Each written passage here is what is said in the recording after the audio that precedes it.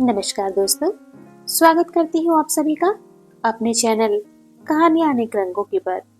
आइए सुनते हैं मुंशी प्रेमचंद जी की प्रसिद्ध उपन्यास निर्मला का भाग 9। पिछले भागों में हमने सुना निर्मला 15 साल की एक युवती है। पिता के मृत्यु के पश्चात दहेज देने में असमर्थ उसकी माँ उसका विवाह एक अधेड़ उम्र के व्यक्ति से कर देती है जो विदुर है। पहली शादी से उसके 3 बेटे होते हैं। बड़े बेटे की उम्र लगभग निर्मला के बराबर ही होती है। विवाह के पश्चात निर्मला को वह सम्मान और प्यार नहीं मिलता जिसकी वह हकदार होती है, बल्कि शक और अपमान के कारण उसे विकट परिस्थितियों का सामना करना पड़ता है। दोस्तों, उपन्यास का आनंद लेने के लिए सभी भागों को अवश्य सुने। तो लीजिए, प्रस्तुत है भाग 9। महीना कटते देर न लगी। विवाह का शुभ मुहूर्त आ पहुंचा। मेहमानों से घर भर गया। मुंशी तोताराम एक दिन पहले आ गए और उनके साथ निर्मला की सहेली भी आई। निर्मला ने बहुत आग्रह न किया था, वह खुद आने को उत्सुक थी। निर्मला की सबसे बड़ी उत्कंठा यही थी कि वर के बड़े भाई के दर्शन करूंगी और हो सकता तो उसकी सुबुद्धि पर धन्यवाद दूंगी। सुधा ने हंसकर कहा, तुम उनसे बोल सकोगी? निर्मला, क्यों, बोलने में क्या हानि है?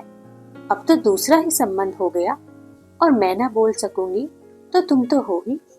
सुधा, ना भाई, मुझसे यह ना होगा। मैं पराई मर्द से नहीं बोल सकती, न जाने कैसे आदमी हो। निर्मला, आदमी तो बुरे नहीं है, और फिर उनसे कुछ विवाह तो करना नहीं, जरा सा बोलने में क्या हानि है? डॉक्टर साहब यहाँ होते तो मैं उनसे तुम्हें आज्ञा दिला देती। सुधा, जो लोग हृदय के उदार होते हैं क्या चरित्र के भी अच्छे होते हैं? पराई स्त्री को घूरने में तो किसी मर्द को संकोच नहीं होता। निर्मला, अच्छा ना बोलना, मैं ही बातें कर लूंगी। घूर लेंगे जितना उनसे घूरते बनेगा। बस अब तो राजी हो जाओ। इतने में कृष्णा आकर बैठ गई। निर्मला ने मुस्कुराकर कहा, सच बता कृष्णा, तेरा मन इस वक्त क्यों उचाट हो रहा है? कृष्णा, जीजा जी बुला रहे हैं, पहले जाकर सुना, पीछे गप्पे लड़ाना, बहुत बिगड़ रहे हैं। निर्मला, क्या है, तूने कुछ पूछा नहीं? कृष्णा, कुछ बीमार से मालूम होते हैं, बहुत दुबले हो गए हैं। निर्मला, तो जरा बैठकर उनका मन बहला देती, यहाँ दौड़ी क्यों चली आई? यह कहो, ईश्वर ने कृपा की, नहीं तो ऐसा ही पुरुष तुझे भी मिलता। जरा बैठकर बातें करो। बुढ़े बातें बड़ी लच्छेदार करते हैं, जवान इतने डिंगियल नहीं होते। कृष्णा, नहीं बहन, तुम जाओ, मुझसे तो वहां बैठा नहीं जाता। निर्मला चली गई तो सुधा ने कृष्णा से कहा, अब तो बारात आ गई होगी, द्वार पूजा क्यों नहीं होती? कृष्णा, क्या जाने बहन, शास्त्री जी सामान इकट्ठा कर रहे हैं। सुधा, सुना है दूल्हे की भावज बड़े कड़े स्वभाव की स्त्री है। कृष्णा, कैसे मालूम? सुधा, मैंने सुना है, इसीलिए चेताई देती हूँ, 4 बातें गम खाकर रहना होगा। कृष्णा, मेरी झगड़ने की आदत नहीं, जब मेरी तरफ से कोई शिकायत ही ना हो पाएगी तो क्या अनायास ही बिगड़ेगी? सुधा, हाँ, सुना तो ऐसे ही है, झूठ मूठ लड़ा करती है। कृष्णा, मैं तो 100 बात की एक बात जानती हूँ, नम्रता पत्थर को भी मोम कर देती है। सहसा शोर मचा, बारात आ रही है। दोनों रमणियां खिड़की के सामने आ बैठी। एक क्षण में निर्मला भी आ पहुंची। वर के बड़े भाई को देखने की उसे बड़ी उत्सुकता हो रही थी। सुधा ने कहा, कैसे पता चलेगा कि बड़े भाई कौन है? निर्मला, शास्त्री जी से पूछूं तो मालूम हो, हाथी पर तो कृष्णा के ससुर महाशय हैं। अच्छा, डॉक्टर साहब यहाँ कैसे आ पहुंचे? वे घोड़े पर क्या है, देखती नहीं हो? हाँ, है तो वही। निर्मला, उन लोगों से मित्रता होगी, कोई संबंध तो नहीं है। सुधा, अब भेंट हो तो पूछो, मुझे तो कुछ मालूम नहीं। निर्मला, पालकी में जो महाशय बैठे हैं वह तो दूल्हा के भाई जैसे नहीं दिखते। सुधा, बिल्कुल नहीं, मालूम होता है सारी देर में पेट ही पेट है। निर्मला, दूसरे हाथी पर कौन बैठा है समझ में नहीं आता। सुधा, कोई हो, दूल्हे का भाई नहीं हो सकता। उसकी उम्र नहीं देखती हो, 40 के ऊपर होगी। निर्मला, शास्त्री जी तो इस वक्त द्वार पूजा की फिक्र में है, नहीं तो उनसे पूछती। संयोग से नाई आ गया। संदूकों की कुंजियां निर्मला के पास थी। इस वक्त द्वाराचार के लिए कुछ रुपये की जरूरत थी। माता ने भेजा था कि नाई भी पंडित मोटेराम जी के साथ तिलक लेकर गया था। निर्मला ने कहा, क्या अभी रुपये चाहिए? नाई, हाँ बहन जी, चलकर दे दीजिए। निर्मला, अच्छा चलती हूँ, पहले यह बता, तो दूल्हे के बड़े भाई को पहचानता है? नाई, पहचानता काहे नहीं, वह क्या सामने है? निर्मला, कहाँ, मैं तो नहीं देखती। नाई, अरे वह क्या घोड़े पर सवार है, वही तो है। निर्मला ने चकित होकर कहा, क्या कहता है? घोड़े पर दूल्हा के भाई हैं, पहचानता है या अटकल से कह रहा है? नाई, अरे बहन जी, क्या इतना भूल जाऊंगा, अभी तो जलपान का सामान दिए चला आता हूँ। निर्मला, अरे यह तो डॉक्टर साहब है, मेरे पड़ोस में रहते हैं। नाई, हाँ हाँ, वही तो डॉक्टर साहब है। निर्मला ने सुधा की ओर देखकर कहा, सुनती हूँ बहन इसकी बातें। सुधा ने हंसी रोककर कहा, झूठ बोलता है। नाई, अच्छा साहब, झूठ ही सही, अब बड़ों के मुंह कौन लगे, अभी शास्त्री जी से पूछवा दूंगा, तब तो मानिएगा। नाई के आने में देर हुई। मोटेराम खुद आंगन में आकर शोर मचाने लगे। इस घर की मर्यादा रखना ईश्वर ही के हाथ में है। नाई घंटे भर से आया हुआ है और अभी तक रुपये नहीं मिले। निर्मला, जरा यहाँ चले आइए शास्त्री जी, कितने रुपये दरकरार हैं, निकाल दो। शास्त्री जी भुनभुनाते और जोर जोर से हाँफते हुए ऊपर आए और एक लंबी सांस लेकर बोले, क्या है, इन बातों का समय नहीं है, जल्दी से रुपये निकाल दो। निर्मला, लीजिए, निकाल तो रही हूँ, अब क्या मुंह के बल गिर पड़ो?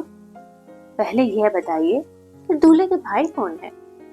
शास्त्री जी, राम राम, इतनी सी बात के लिए मुझे आकाश पर लटका दिया, नाई क्या पहचानता ना था?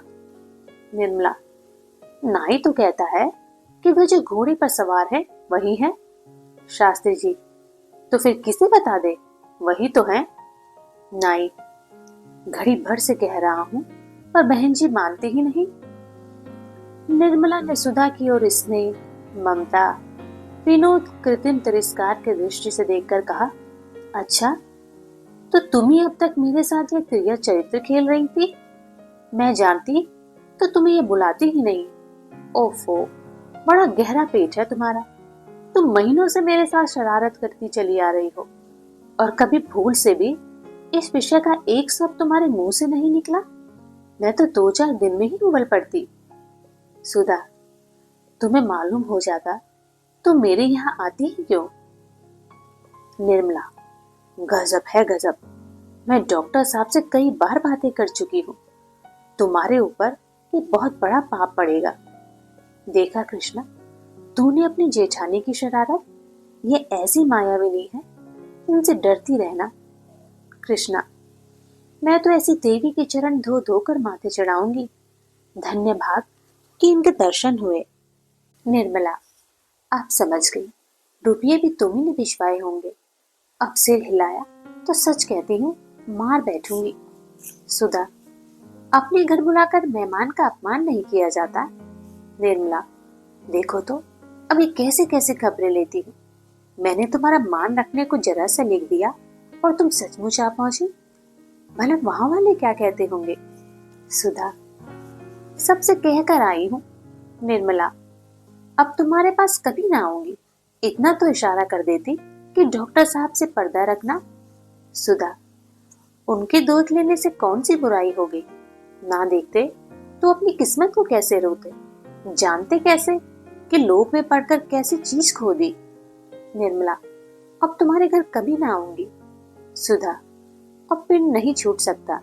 मैंने कौन तुम्हारे घर की राह नहीं देखी है। द्वार पूजा समाप्त हो चुकी थी। मेहमान लोग बैठे जलपान कर रहे थे। मुंशी जी के बगल में ही डॉक्टर सिन्हा बैठे हुए थे। निर्मला ने कोठे पर चिक की आड़ से उन्हें देखा और कलेजा थाम कर रह गई। एक आरोग्य, यौवन और प्रतिभा का देवता और दूसरा, इस विषय में कुछ न कहना ही उचित है। निर्मला ने डॉक्टर साहब को सैकड़ों बार देखा था, पर आज उसके हृदय में जो विचार उठे वे कभी न उठे थे। बार बार यह जी चाहता था कि बुलाकर खूब फटकारो, ऐसे ऐसे ताने मारो कि वह भी याद करे, रुला रुला कर छोड़ो, मगर रहम करके रह जाती थी। बारात जनवा से चली गई थी। भोजन की तैयारी हो रही थी। निर्मला भोजन के थाल चुनने में व्यस्त थी। सहसा मेहरी ने आकर कहा, बेटी, तुम्हें सुधा रानी बुला रही है, तुम्हारे कमरे में बैठी है। निर्मला ने थाल छोड़ दिए और घबराई हुई सुधा के पास आई, मगर अंदर कदम रखते ही ठिठक गई। डॉक्टर सिन्हा खड़े थे। सुधा ने मुस्कुराकर कहा, लो बहन, बुला लिया, अब जितना चाहो फटकारो, मैं दरवाजे रोके खड़ी हूँ, भाग नहीं सकते। डॉक्टर साहब ने गंभीर भाव से कहा, भागता कौन है, यहाँ तो सिर झुकाए खड़ा हूँ। निर्मला ने हाथ जोड़कर कहा, इसी तरह सदा कृपा दृष्टि रखिएगा, भूल न जाइएगा, यही मेरी विनय है। कृष्णा के विवाह के बाद सुधा चली आई, लेकिन निर्मला मैके में ही रह गई। वकील साहब बार बार लिखते, पर वह न जाती थी। वहां जाने को उसका जी न चाहता था। वहां कोई ऐसी चीज न थी जो उसे खींच ले जाए। वहां माता की सेवा और छोटे भाइयों की देखभाल में उसका समय बड़ी आनंद से कट जाता था। वकील साहब खुद आते तो शायद वे जाने को राजी हो जाती, लेकिन इस विवाह में मोहल्ले की लड़कियों ने उनकी वह दुर्गत की थी कि बेचारे आने का नाम ही न लेते थे। सुधा ने भी कई बार पत्र लिखा, पर निर्मला ने उससे भी हीले हवाले किए। आखिर एक दिन सुधा ने नौकर को साथ लिया और स्वयं आधम की। जब दोनों गले मिल चुकी तो सुधा ने कहा, तुम्हें तो वहां आते मानो डर लगता है। निर्मला, हाँ बहन, डर तो लगता है। ब्याह की गई, 3 साल में आई, अब की तो वहां उम्र ही खत्म हो जाएगी, फिर कौन बुलाता है, कौन आता है। सुधा, आने को क्या हुआ, जब जी चाहे चली आना है। वहां वकील साहब बहुत बेचैन हो रहे हैं। निर्मला, बहुत बेचैन, रात को शायद नींद ना आती हो। सुधा, तुम्हारा कलेजा पत्थर का है, उनकी दशा देखकर तरस नहीं आता। कहते थे घर में कोई पूछने वाला नहीं है, न कोई लड़का, न कोई जिससे जी बहलाए। जब से दूसरे मकान में उठाए हैं, बहुत दुखी। निर्मला, लड़के तो ईश्वर के दिए हुए 2 हैं। सुधा, उन दोनों की तो बड़ी शिकायत करते हैं। जियाराम तो बात ही नहीं सुनता, तुर्की बतुर्की जवाब देता है। रहा छोटा, वह भी उसी के कहने में है। बेचारे बड़े लड़के को याद करके बड़ा रोते हैं। निर्मला, जियाराम तो शरीर ना था, वह बदमाशी कब से सीख गया। मेरी तो कोई बात ना टालता था, इशारे पर काम करता था। सुधा, क्या जानू बहन, सुना कहता है आप ही ने भैया को जहर देकर मार डाला, आप हत्यारे हैं। कई बार तुमसे विवाह करने के लिए ताने भी दे चुका है। ऐसी ऐसी बातें कहता है कि वकील साहब रो पड़ते हैं। अरे और तो क्या कहूँ, एक दिन पत्थर उठाकर मारने दौड़ा था। निर्मला ने गंभीर चिंता में पड़कर कहा, यह लड़का तो बड़ा शैतान निकला। उसे ये किसने कहा कि उसके भाई को उन्होंने जहर दे दिया है। सुधा, वह तुम्ही से ठीक होगा। निर्मला को ये नई चिंता पैदा हुई। अगर जिया का यही रंग है, अपने बाप से लड़ने को तैयार रहता है, तो मुझसे क्यों दबने लगा। मैं रात को बड़ी देर तक इसी फिक्र में डूबी रही। मनसाराम की आज उसे बहुत याद आई। उसके साथ जिंदगी आराम से कट जाती। इस लड़के का जब अपने पिता के सामने यह हाल है, तो उनके पीछे उसके साथ कैसे निर्वाह होगा। घर तो हाथ से निकल ही गया है, कुछ न कुछ कर्ज अभी सिर पर होगा ही। आमदनी का यह हाल, ईश्वर बेड़ा पार लगाएंगे। आज पहली बार निर्मला को बच्चों की फिक्र पैदा हुई। इस बेचारी का न जाने क्या हाल होगा। ईश्वर ने यह विपत्ति सिर डाल दी। मुझे तो इसकी जरूरत ना थी। जन्म ही लेना था तो किसी भाग्यवान के घर जन्म लेती। बच्ची उसकी छाती से लिपटी भी सो रही थी। माता ने उसको और भी चिपटा लिया, मानो कोई उसके हाथ से उसे छीनने के लिए जाता है। निर्मला के पास ही सुधा की चारपाई भी थी। निर्मला तो चिंता सागर में गोते लगा रही थी और सुधा मीठी नींद का आनंद उठा रही थी। क्या उसे अपने बालक की फिक्र सताती है? मृत्यु तो बूढ़े और जवान का भेद नहीं करती, फिर सुधा को कोई चिंता क्यों नहीं सताती? उसे तो कभी भविष्य की चिंता से उदास नहीं देखा। सहसा सुधा की नींद खुल गई। उसने निर्मला को अभी तक जागते हुए देखा तो बोली, अरे तुम अभी तक सोई नहीं? निर्मला, नींद ही नहीं आती। सुधा, आंखें बंद कर लो, आप ही नींद आ जाएगी। मैं तो चारपाई पर आते ही मर से जाती हूँ। मैं जागते भी हैं तो खबर नहीं होती। न जाने मुझे इतनी नींद क्यों आती है। शायद कोई रोग है। निर्मला, हाँ, बड़ा भारी रोग है। इसे राजयोग कहते हैं। डॉक्टर साहब से कहो दवा शुरू कर दे। सुधा, तो आखिर जाग कर क्या सोचूं? कभी कभी मैके की याद आ जाती है तो उस दिन जरा देर में आंख लगती है। निर्मला, डॉक्टर साहब की याद नहीं आती? सुधा, कभी नहीं। उनकी याद क्यों आए? जानती हूँ कि टेनिस खेल कर आए होंगे, खाना खाया होगा और आराम से लेटे होंगे। निर्मला, लो, सोहन भी जाग गया। जब तुम जाग गई तो मतलब वह क्यों सोने लगा? सुधा, हाँ बहन, इसकी अजीब आदत है। मेरे साथ सोता है और मेरे ही साथ जागता है। उस जन्म का कोई तपस्वी है। देखो, इसके माथे पर तिलक का कैसा निशान है। बाहों पर भी ऐसे ही निशान है। निर्मला, तपस्वी लोग तो चंदन तिलक नहीं लगाते। उस जन्म का कोई धूर्त पुजारी होगा। सुधा, इसका ब्याह मैं तो बच्ची से ही करूंगी।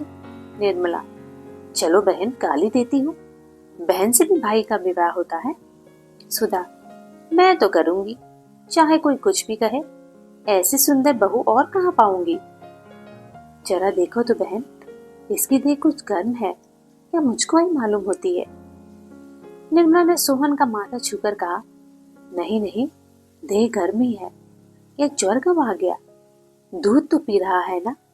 सुधा, अभी सोया था तब तो देह ठंडी थी। शायद सर्दी लग गई। उड़ाकर सुनाई देती हूँ, सवेरे तक ठीक हो जाएगा। सवेरा हुआ तो सोहन की दशा और भी खराब हो गई। उसकी नाक बहने लगी और बुखार और भी तेज हो गया। आंखें चढ़ गई और सिर झुक गया। न वह हाथ पैर हिलाता था, न हंसता बोलता था, बस चुपचाप पड़ा था। ऐसा मालूम होता था कि उसे इस वक्त किसी का बोलना अच्छा नहीं लगता। कुछ कुछ खांसी भी आने लगी। अब तो सुधा घबराई। निर्मला की भी राय हुई कि डॉक्टर साहब को बुलाया जाए, लेकिन उसकी बूढ़ी माता ने कहा, डॉक्टर हकीम साहब का यहाँ कुछ काम नहीं है। साफ दिख रहा है कि बच्चे को नजर लग गई है। भला डॉक्टर आकर क्या करेंगे? सुधा, अम्मा, भला यह नजर कौन लगा देगा? अभी तक तो बाहर कहीं गया ही नहीं। माता, नजर कोई नहीं लगाता बेटी। किसी किसी आदमी की दीठ बुरी होती है, आप ही आप लग जाती है। कभी कभी माँ बाप तक की नजर लग जाती है। जब से आया है एक बार भी नहीं रोया। मैं तो इसे हुमकते देखकर डर गई थी कि कुछ न कुछ अनिष्ट होने वाला है। आंखें नहीं देखती हो कितनी चढ़ गई है। यही नजर की सबसे बड़ी पहचान है। बुढ़िया मैरी और पड़ोस की पंडिताइन ने इस कथन का अनुमोदन कर दिया। बस महंगू ने आकर बच्चे का मुंह देखा और हंसकर बोला, मालकिन, ये दीज है और कुछ नहीं। जरा पतली पतली तीलियां मंगवा दीजिए। भगवान ने चाहा तो सांस तक बच्चा हंसने लगेगा। सरकंडे के 5 टुकड़े लाए गए। महंगू ने उन्हें बराबर करके एक डोरे से बांध दिया और कुछ बुदबुदाकर उसे पीले हाथों से 5 बार सोहन का सिर सहलाया। अब जो देखा तो 5 तीलियां छोटी बड़ी हो गई थी। सब स्त्रियां यह कौतुक देखकर दंग रह गई। अब नजर में किसे संदेह हो सकता था। महंगू ने फिर बच्चे को तीलियों से सहलाना शुरू किया। अब की तीलियां बराबर हो गई, केवल थोड़ा सा अंतर रह गया। यह सब इस बात का प्रमाण था कि नजर का असर अब थोड़ा सा और रह गया है। महंगू सबको दिलासा देकर श्याम को फिर आने का वादा करके चला गया। बालक की दशा दिन को और खराब हो गई। खांसी का जोर हो गया। शाम के समय महंगू ने आकर फिर तीलियों का तमाशा किया। इस वक्त 5 तीलियां बराबर निकली। स्त्रियां निश्चित हो गई, लेकिन सोहन को सारी रात खांसी आती रही। यहाँ तक कि कई बार उसकी आंखें उलट गई। सुधा और निर्मला दोनों ने बैठकर सवेरा किया। खैर, रात कुशल से कट गई। अब वृद्धा माता जी नया रंग लेकर आई। महंगू नजर न उतार सका, इसलिए अब किसी मौलवी से फूंक टलवाना जरूरी हो गया। सुधा फिर भी अपने पति को सूचना न दे सकी। मेहरी सोहन को एक चादर से लपेटकर एक मस्जिद में ले गई और फूंक डलवा लाई। शाम को भी फूंक छोड़ी, पर सोहन ने सिर न उठाया। रात आ गई। सुधा ने मन में निश्चय किया कि रात कुशल से बीतेगी तो प्रातःकाल पति को तार दूंगी। लेकिन रात कुशल से ना बीतने पाई। आधी रात जाते जाते बच्चा हाथ से निकल गया। सुधा की जीवन संपत्ति देखते देखते उसके हाथों से छिन गई। वही जिसके विवाह का 2 दिन पहले विनोद हो रहा था, आज सारे घर को रुला रहा है। जिसकी भोली भाली सूरत देखकर माता की छाती फूल उठती थी, उसी को देखकर आज माता की छाती फटी जाती है। सारा घर सुधा को समझाता था, पर उसके आंसू न थमते थे, सब्र ना होता था। सबसे बड़ा दुख इस बात का था कि पति को कैसे मुंह दिखलाएगी। उन्हें खबर तक न दी थी। रात को ही तार दे दिया गया और दूसरे दिन डॉक्टर सिन्हा 9 बजते बजते मोटर पर आ पहुंचे। सुधा ने उनके आने की खबर पाई तो और भी फूट फूट कर रोने लगी। बालक की जल क्रिया हुई। डॉक्टर साहब कई बार अंदर आए, किंतु सुधा उनके पास न गई। उनके सामने कैसे जाए, कैसे मुंह दिखाए। उसने अपनी नादानी से उनके जीवन का रत्न छीनकर दरिया में डाल दिया। अब उनके पास जाते उसकी छाती के टुकड़े टुकड़े हुए जाते थे। बालक को उसकी गोद में देखकर पति की आंखें चमक उठती थी। बालक हुमककर पिता की गोद में चला जाता था। माता फिर बुलाती तो पिता की छाती से चिपट जाता था और लाख चुमकारने दुलारने पर भी बाप की गोद ना छोड़ता था। तब माँ कहती थी, बड़ा मतलबी है, आज वह किसे गोद में लेकर पति के पास जाएगी। उनकी सूनी गोद देखकर कहीं वह चिल्लाकर रो न पड़े। पति के सम्मुख जाने की अपेक्षा उसे मर जाना कहीं आसान जान पड़ा। वह एक क्षण के लिए भी निर्मला को ना छोड़ती थी कि कहीं पति से सामना ना हो जाए। निर्मला ने कहा, जो होना था वह हो चुका, अब उनसे कब तक भागती फिरोगी, रात ही को चले जाएंगे, अम्मा कहती थी। सुधा ने सजल नेत्रों से ताकते हुए कहा, कौन सा मुंह लेकर उनके पास जाऊं, मुझे तो डर लग रहा है। उनके सामने जाते ही मेरा पैर न थर्राने लगे और मैं गिर पड़ूं। निर्मला, चलो मैं तुम्हारे साथ चलती हूँ, तुम्हें संभाले रहूंगी। सुधा, मुझे छोड़कर भाग तो न जाओगी। निर्मला, नहीं नहीं, भागूंगी नहीं। सुधा, मेरा कलेजा तो अभी से उमड़ा आता है। मैं इतना घोर वज्रपात करने पर भी बची हूँ, मुझे यही आश्चर्य हो रहा है। सोहन को वो बहुत प्यार करते थे, न जाने उनके चित्त की कैसी दशा होगी। मैं उन्हें ढाढ़स क्या दूंगी, आप ही रोती रहूंगी। क्या रात को ही चले जाएंगे? निर्मला, हाँ अम्मा तो यही कहती थी कि छुट्टी नहीं ली है। दोनों सहेलियां मर्दाने कमरे की ओर चली, लेकिन कमरे के द्वार पर पहुंचकर सुधा ने निर्मला से विदा कर दिया और अकेली कमरे में दाखिल हुई। डॉक्टर साहब घबरा रहे थे कि न जाने सुधा की क्या दशा हो रही है। भांति भांति की शंकाएं मन में आ रही थी। जाने को तैयार बैठे थे लेकिन जी न चाहता था। जीवन शून्य सा मालूम होता था। मन ही मन कुड़ रहे थे। अगर ईश्वर को इतनी जल्दी ये पदार्थ देकर छीन लेना था तो दिया ही क्यों? उन्होंने तो कभी संतान के लिए ईश्वर से प्रार्थना न की थी। वे आजन्म निसंतान रह सकते थे, पर संतान पाकर उससे वंचित हो जाना उन्हें असहाय जान पड़ता था। क्या सचमुच मनुष्य ईश्वर का खिलौना है?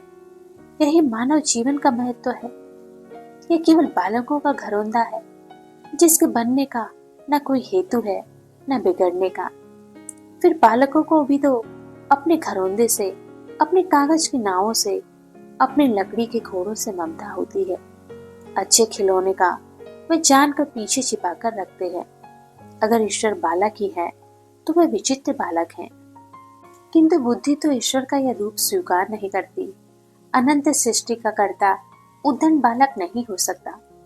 हम उसे उन सारे गुणों से विभूषित करते हैं जो हमारी बुद्धि के पहुंच से बाहर है। खिलाड़ीपन तो उन महान गुणों में नहीं। क्या हंसते हंसते बालकों का प्राण हर लेना खेल है? क्या ईश्वर ऐसा पैशाचिक खेल खेलता है? सहसा सुधा दबे पांव कमरे में दाखिल हुई। डॉक्टर साहब उठ खड़े हुए और उसके समीप आकर बोले, तुम कहाँ थी सुधा?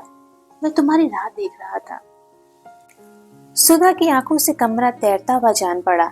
पति की गर्दन में हाथ डालकर उसने उनकी छाती पर सिर रख दिया और रोने लगी। लेकिन इस अश्रु प्रवाह में उसे असीम धैर्य और सांत्वना का अनुभव हो रहा था।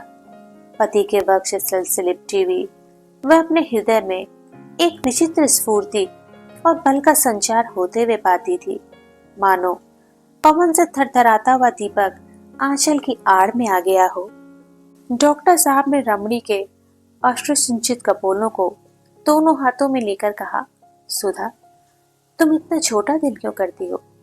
सोहन अपने जीवन में जो कुछ करने आया था वह कर चुका था, फिर वह क्यों बैठा रहता?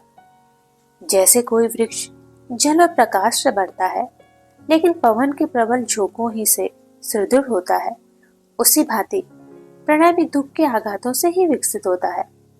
खुशी के साथ हंसने वाले बहुतेरे मिल जाते हैं।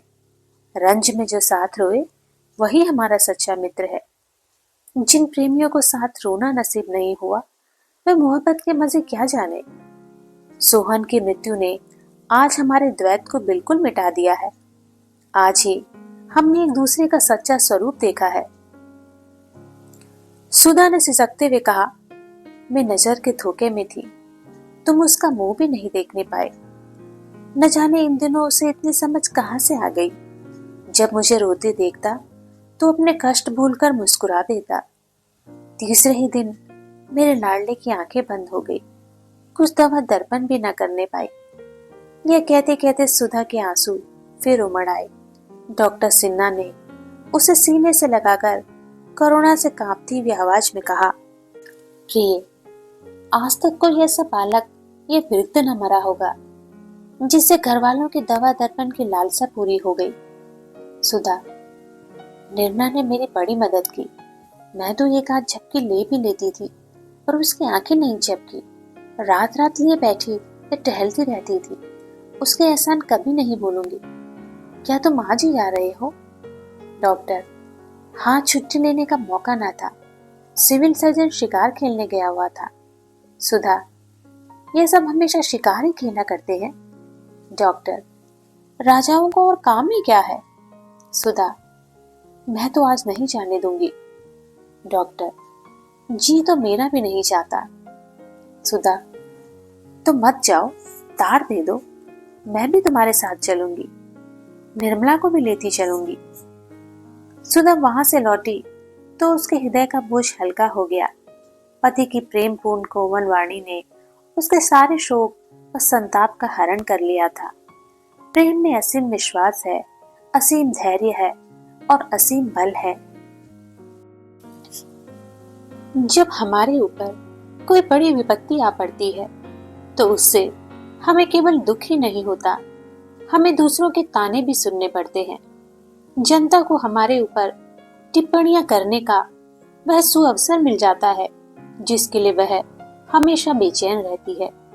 मनसा राम क्या मरा, मानो समाज को उन पर आवाजें कसने का बहाना मिल गया। भीतर की बातें कौन जाने। प्रत्यक्ष बात यह थी कि यह सब सौतेली माँ की करतूत है। चारों तरफ यही चर्चा थी। ईश्वर न करे लड़कों का सौतेली माँ से पाला पड़े, जिसे अपना बना बनाया घर उजाड़ना हो, अपने प्यारे बच्चों की गर्दन पर छुरी फेरनी हो, वह बच्चों के रहते हुए अपना दूसरा विवाह करे। ऐसा कभी नहीं देखा कि सौत के आने पर घर तबाह ना हो गया हो। वही बाप जो बच्चों पर जान देता था, सौत के आते ही उन्हीं बच्चों का दुश्मन हो जाता है। उसकी मति ही बदल जाती है। ऐसी देवी ने जन्म नहीं लिया जिसने सौत के बच्चों को अपना समझा हो। मुश्किल यह थी कि लोग टिप्पणियों पर संतुष्ट न होते थे। कुछ ऐसे सज्जन भी थे जिन्हें अब जिया राम और सिया राम से विशेष स्नेह हो गया था। वे दोनों बालकों से बड़ी सहानुभूति प्रकट करते, यहाँ तक कि दो एक महिलाओं तो उसकी माता के शील और स्वभाव को याद करके आंसू बहाने लगती थी। हाय, बेचारी क्या जानती थी कि उसके मरते ही लाडलों की यह दुर्दशा होगी। अब दूध मक्खन काहे को मिलता होगा। जिया राम कहता, मिलता क्यों नहीं। महिला कहती, मिलता है। अरे बेटा, मिलना भी कई तरह का होता है। पानी वाला दूध टके सेर का मंगाकर रख दिया, पियो चाहे ना पियो, कौन पूछता है। नहीं तो बेचारी नौकर से दूध दुहवाकर मंगवाती थी। वह तो चेहरा ही कह देता है।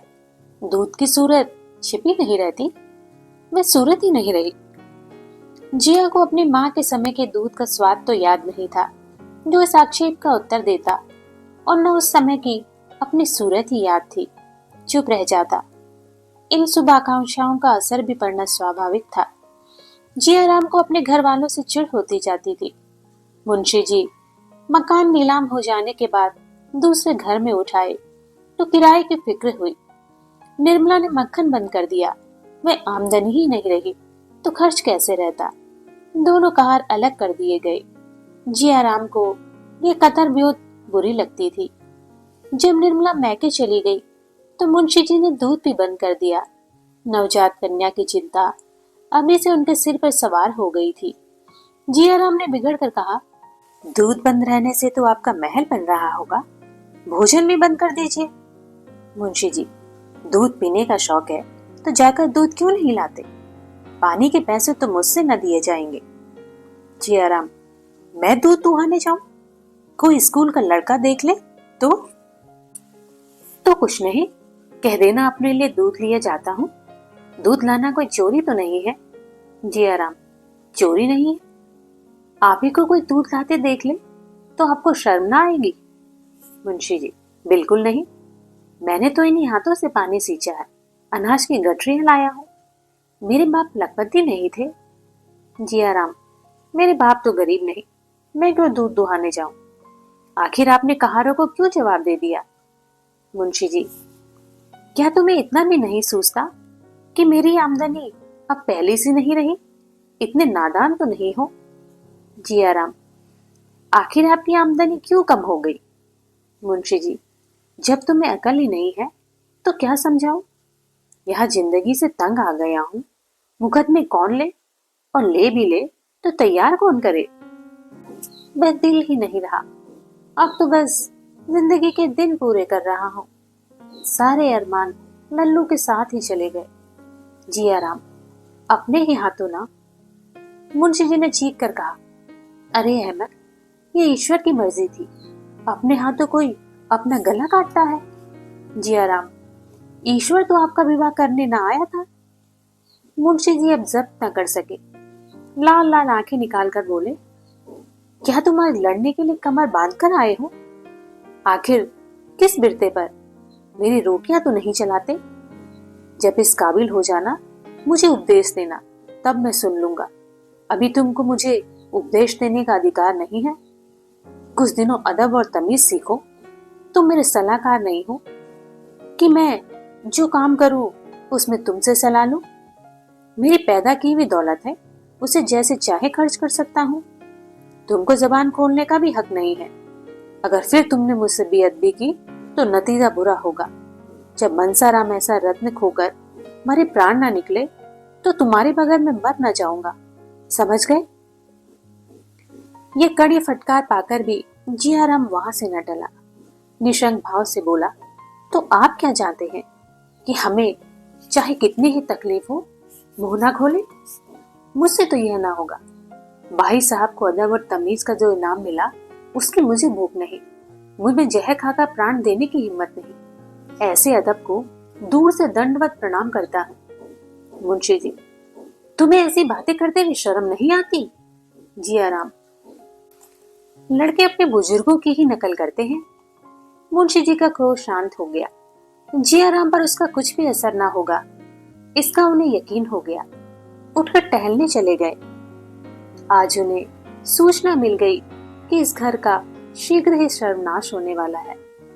उस दिन से पिता और पुत्र में किसी न किसी बात पर रोज ही एक झपट हो जाती है। मुंशी जी जो जो तरह देते थे, जियाराम और भी शेर होता जाता था। एक दिन जियाराम ने रुक्मणी से यहाँ तक कह डाला, बाप है यह समझकर छोड़ देता हूँ, नहीं तो मेरे ऐसे ऐसे साथी हैं कि चाहूं तो भरे बाजार में पिटवा दूं। रुक्मणी ने मुंशी जी से कह दिया। मुंशी जी ने प्रकट रूप से बेपरवाही दिखाई, पर उनके मन में शंका समा गई। श्याम को सैर करना छोड़ दिया। ये नई चिंता सवार हो गई। इसी भय से निर्मला को बिना लाते थे कि शैतान उसके साथ भी यही बर्ताव करेगा। जियाराम एक बार दबी जबान में कह भी चुका था, देखो अपनी कैसे इस घर में आती है। मुंशी जी खूब समझ गए थे कि मैं इसका कुछ भी नहीं कर सकता। कोई बाहर का आदमी होता तो उसे पुलिस और कानून के शिकंजे में कसते, अपने लड़के का क्या करे? सच कहा है, आदमी हारता है तो अपने बच्चों से ही। एक दिन डॉक्टर सिन्हा ने जियाराम को बुलाकर समझाना शुरू किया। जियाराम उनका अदब करता था, चुपचाप बैठा सुनता रहा। जब डॉक्टर साहब ने अंत में पूछा, आखिर तुम चाहते क्या हो, तो वह बोला, साफ साफ कह दूं, बुरा तो न मानिएगा। सिन्हा, नहीं, जो कुछ तुम्हारे दिल में हो साफ साफ कह दो। जियाराम, तो सुनिए, जब से मेरे भैया मरे हैं मुझे पिताजी की सूरत देखकर क्रोध आता है। मुझे ऐसा मालूम होता है कि इन्हीं ने भैया की हत्या की है और एक दिन मौका पाकर हम दोनों भाइयों की भी हत्या करेंगे। अगर इनकी यह इच्छा ना होती तो ब्याह ही क्यों करते? डॉक्टर साहब ने बड़ी मुश्किल से हंसी रोककर कहा, तुम्हारी हत्या करने के लिए उन्हें ब्याह करने की क्या जरूरत थी? ये बात मेरी समझ में नहीं आई। बिना विवाह किए भी तो वह हत्या कर सकते थे। जियाराम, कभी नहीं। उस वक्त तो उनका दिल ही कुछ और था। हम लोगों पर जान देते थे, अब मुंह तक नहीं देखना चाहते। उनकी यही इच्छा है कि उन दोनों प्राणियों के सिवा घर में कोई और न रहे। अब तो लड़के होंगे, उनके रास्ते से हम लोगों को हटा देना चाहते हैं। यही उन दोनों आदमियों की दिली मंशा है। हमें तरह तरह की तकलीफें देकर भगा देना चाहते हैं। इसीलिए आजकल मुकदमे नहीं लेते। हम दोनों भाई आज मर जाएं तो फिर देखिए कैसी बहार होती है। डॉक्टर, अगर तुम्हें भगाना ही होता तो कोई इल्जाम लगाकर घर से निकाल ना देते। जियाराम, इसके लिए तैयार ही बैठा हूँ। डॉक्टर, सुनो, क्या तैयारी की है? जियाराम, जब मौका आएगा देख लीजिएगा। यह कहकर जियाराम चलता हुआ डॉक्टर सिन्हा ने बहुत पुकारा, पर उसने फिर कर देखा भी नहीं। एक दिन के बाद डॉक्टर साहब की जियाराम से फिर मुलाकात हो गई। डॉक्टर साहब सिनेमा के प्रेमी थे और जियाराम की तो जान सिनेमा में बसती थी। डॉक्टर साहब ने सिनेमा पर आलोचना करके जियाराम को बातों में लगा लिया और अपने घर ले आए। भोजन का समय आ गया था। दोनों आदमी साथ ही भोजन करने बैठे। जियाराम को वहां भोजन बहुत स्वादिष्ट लगा। बोला, मेरे यहाँ तो जब से महाराज अलग हुए हैं खाने का मजा ही नहीं आता। बुआ जी पक्का वैष्णवी भोजन बनाती है, जबरदस्ती खा लेता हूँ, पर खाने की तरफ ताकने को जी भी नहीं चाहता। डॉक्टर साहब, मेरे यहाँ तो जब घर में भोजन पकता है तो इससे कहीं स्वादिष्ट होता है। तुम्हारी बुआ जी प्याज लहसुन न छूती होंगी। जियाराम, हाँ, उबाल कर रख देती हैं, लाला जी को इसकी परवाह ही नहीं है कि कोई खाता है या नहीं, इसीलिए तो महाराज को अलग कर लिया। अगर रुपये नहीं है तो गहने कहाँ से बनते हैं? डॉक्टर, ये बात नहीं है जियाराम, उनकी आमदनी सचमुच बहुत कम हो गई है। तुम उन्हें बहुत दिक करते हो। जियाराम, मैं उन्हें दिक करता हूँ? मुझसे कसम ले लीजिए, जो कभी उनसे बोलता भी हूँ। मुझे बदनाम करने का उन्होंने बीड़ा उठा लिया है। बेसबब बेवजह पीछे पड़े रहते हैं, यहाँ तक कि मेरे दोस्तों से भी उन्हें चिढ़ है। आप ही सोचिए, दोस्तों के बगैर कोई जिंदा रह सकता है? मैं कोई लुच्चा नहीं हूँ कि लुच्चों की सोहबत करूं, मगर आप दोस्तों ही के पीछे मुझे रोज सताया करते हैं। कल तो मैंने साफ कह दिया, मेरे दोस्त घर आएंगे, किसी को अच्छा लगे या बुरा, जनाब कोई हो, हर वक्त धौंस नहीं सह सकता। डॉक्टर, मुझे तो भाई उन पर बड़ी दया आती है। यह जमाना उनके आराम करने का है। एक तो बुढ़ापा, उस पर जवान बेटी का शोक, स्वास्थ्य भी अच्छा नहीं। ऐसा आदमी क्या कर सकता है? वे जो कुछ थोड़ा थोड़ा करते हैं वही बहुत है। तुम अभी और कुछ कर नहीं सकते तो कम से कम अपने आचरण से तो उन्हें प्रसन्न रख सकते हो। बुढ़ों को प्रसन्न करना बहुत कठिन काम नहीं। यकीन मानो, तुम्हारा हंसकर बोलना ही उन्हें खुश करने के लिए काफी है। इतना पूछने में तुम्हारा क्या खर्च होता है? बाबूजी, आपकी तबीयत कैसी है? वह तुम्हारी यह उदंडता देखकर मन ही मन कुढ़ते रहते हैं। मैं तुमसे सच कहता हूँ, कई बार रो चुके हैं। उन्होंने मान लो शादी करने में गलती की है, इसे वे स्वीकार भी करते हैं, लेकिन तुम अपने कर्तव्य से क्यों मुंह मोड़ते हो? वह तुम्हारे पिता है, तुम्हें उनकी सेवा करनी चाहिए। एक बात भी ऐसे मुंह से नहीं निकालनी चाहिए जिससे उनका दिल दुखे। उन्हें यह ख्याल करने का मौका ही क्यों दे कि सब मेरी कमाई खाने वाले हैं, बात पूछने वाला कोई नहीं। मेरी उम्र तुमसे कहीं ज्यादा है जियाराम, पर आज तक मैंने अपने पिताजी की किसी बात का जवाब नहीं दिया। वह आज भी मुझे डांटते हैं, सिर झुकाकर सुन लेता हूँ। जानता हूँ वह जो कुछ कहते हैं मेरे भले के लिए कहते हैं। माता पिता से बढ़कर हमारा हितैषी और कौन हो सकता है? उसके ऋण से मुक्त हो सकता है? जियाराम बैठा रोता रहा। उसके सद्भावों का संपूर्णता लोप न हुआ था। अपनी दुर्जनता उसे साफ नजर आ रही थी। इतनी ग्लानि उसे बहुत दिनों से ना आई थी। रोकर डॉक्टर साहब से कहा, मैं बहुत लज्जित हूँ, दूसरों के बहकाने में आ गया। अब आप मेरी जरा भी शिकायत ना सुनेंगे। आप पिताजी से मेरी अपराध क्षमा करा दीजिए। मैं सचमुच बड़ा अभागा हूँ। मैंने उन्हें बहुत सताया। उनसे कहिए मेरी अपराध क्षमा कर दे, नहीं मैं मुंह में कालिख लगाकर कहीं निकल जाऊंगा, डूब मरूंगा। डॉक्टर साहब अपनी उपदेश कुशलता पर फूले न समाये। जियाराम को गले लगाकर विदा किया। जियाराम घर पहुंचा तो 11 बज गए थे। मुंशी जी भोजन करके अभी बाहर आए थे। उसे देखते ही बोले, जानते हो कै बजे हैं? 12 का वक्त है। जियाराम ने बड़ी नम्रता से कहा, डॉक्टर सिन्हा मिल गए, उनके साथ उनके घर तक चला गया। उन्होंने खाने के लिए जिद की, मजबूरन खाना पड़ा, इसी से देर हो गई। मुंशी जी, डॉक्टर सिन्हा से दुखड़े रोने गए होंगे या कोई और काम था? जियाराम की नम्रता का चौथा भाग उड़ गया। बोला, दुखड़े रोने की मेरी आदत नहीं है मुंशी जी, जरा भी नहीं। तुम्हारे मुंह में तो जबान ही नहीं है। मुझसे जो लोग तुम्हारी बातें करते हैं वे गड़ा करते होंगे। जियाराम, और दिनों की मैं नहीं कहता, लेकिन आज डॉक्टर सिन्हा के यहाँ मैंने कोई ऐसी बात नहीं की जो इस वक्त आपके सामने न कर सकूं। मुंशी जी, बड़ी खुशी की बात है, बेहद खुशी हुई। आज से गुरु दीक्षा ली है क्या? जियाराम की नम्रता का एक चतुर्थांश और गायब हो गया। सिर उठाकर बोला, आदमी बिना गुरु दीक्षा लिए भी अपनी बुराइयों पर लज्जित हो सकता है। अपना सुधार करने के लिए गुरु मंत्र कोई जरूरी चीज नहीं। मुंशी जी, अब तो लुच्चे ना जमा होंगे। जियाराम, आप किसी को लुच्चा क्यों कहते हैं, जब तक ऐसा कहने के लिए आपके पास कोई प्रमाण नहीं। मुंशी जी, तुम्हारे दोस्त सब लुच्चे लफंगे हैं, एक भी भला आदमी नहीं। मैं तुमसे कई बार कह चुका हूँ, उन्हें यहाँ मत जमा किया करो।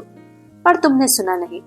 आज मैं आखिरी बार कहे देता हूँ, अगर तुमने उन सौदों को जमा किया तो मुझे पुलिस की सहायता लेनी पड़ेगी। जियाराम की नम्रता का एक चतुर्थांश और गायब हो गया। फड़क कर बोला, अच्छी बात है, पुलिस की सहायता लीजिए, देखें क्या करती है। मेरे दोस्तों में आधे से ज्यादा पुलिस के अफसरों के ही बेटे हैं। जब आप ही मेरा सुधार करने पर तुले हैं तो मैं व्यर्थ क्यों कष्ट उठाऊं। यह कहता हुआ जियाराम अपने कमरे में चला गया और एक क्षण के बाद हारमोनियम के मीठे स्वरों की आवाज बाहर आने लगी। सहृदयता का जलाया हुआ दीपक निर्दय व्यंग के एक झोंके से बुझ गया। अड़ा हुआ घोड़ा चुनकाने से चोट मारने लगता है, पर हंटर पड़ते ही फिर अड़ जाता है और गाड़ी को पीछे धकेलने लगता है।